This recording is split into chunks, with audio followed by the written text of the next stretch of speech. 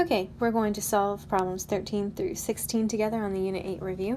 Number 13 says that Kate has a 45% chance of making an A on her next algebra test and a 55% chance of making an A on her economics test.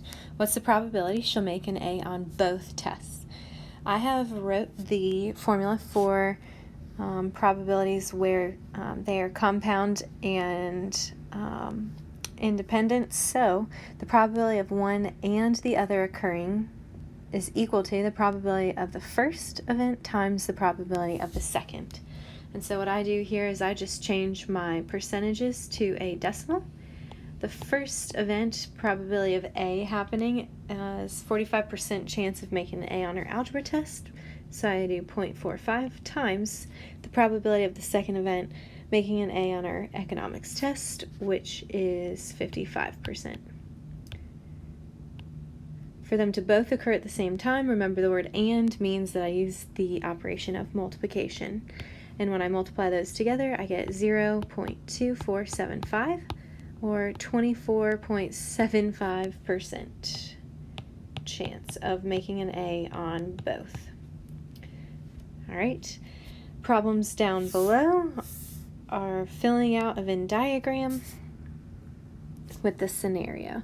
All right, total, everything should add up to 500 students surveyed. 300 were male and 20 were left-handed. So what I go ahead and do is I label my two circles, male and left-handed. Now the entire male circle, which is this, or I should say oval in this case, is here, should add up to 300. Okay, and then the entire left-handed oval should add up to 20. I'm going to keep that in mind. Okay, 12 were male and left-handed. So the overlap where they're both at the same time, I fill out first because I'm considering those both scenarios both at the same time. Now, if I cover up the left-handed only part of my oval and I just look at the blue oval that represents the males, I already have 12 represented and I need total 300 in that blue oval. So if I already have 12, I take away those 12 and I find that I have 288 males that are not left-handed that were surveyed in this survey. And then I see how it needs 20 left-handed people. Well, I already have 12 left-handed people represented, so I have 8 that are not male but are left-handed. That would mean they're female left-handed. And then I notice that I need my entire survey and Venn diagram to add up to 500. Well, I need to figure out how many I've represented total first. So I take away everyone that's been represented, and I'm left with 192 out there, okay? So first I'm going to find the probability of male or left-handed, okay? Or means one or the other or both.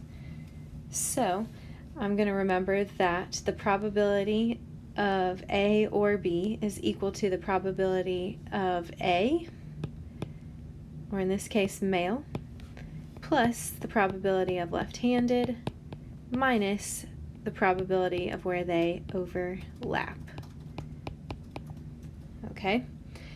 And I'm going to take this formula and try to move it so that you can see a little bit better. Okay. So, following this formula, the probability that they are male, well, there's 300 males out of 500, plus the probability of randomly selecting someone that's left-handed, which was 20 out of 500, minus the overlap because I've already counted those 12.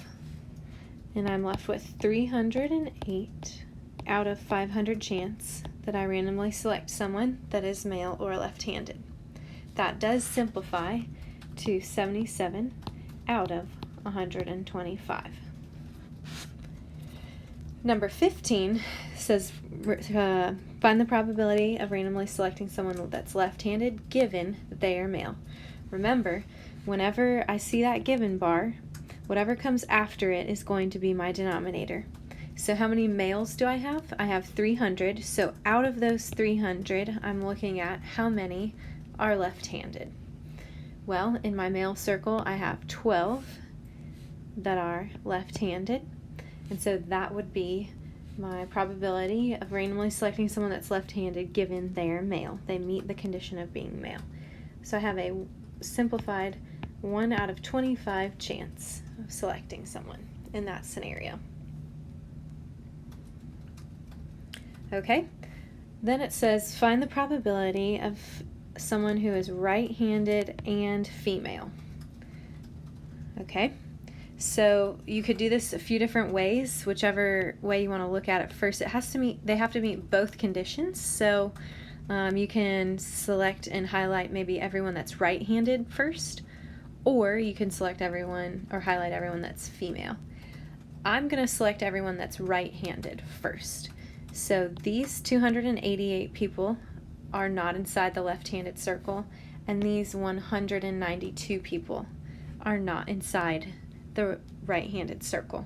The left-hand circle, sorry. So the two numbers I've highlighted both represent people who are right-handed.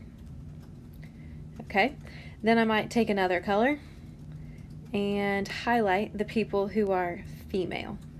Well, these 8 people are female because they're not inside the male circle, and these 192 people are also not inside the male circle, so they are female. Now, because this says and, all right, I have to find where these two things overlap, and I'm sure you've noticed, all right, it's these 192 people that meet both the condition of being right-handed and female. So I have a 192 chance out of 500 of randomly selecting someone who's right-handed and female. And that answer simplifies to 48 over 125. Congratulations, you are done with the Unit 8 test review. You are well prepared to take your Unit 8 test on USA Test Prep. If you have any clarifying questions about the unit or any material, don't hesitate to contact your teacher via email or Remind. Have a great one.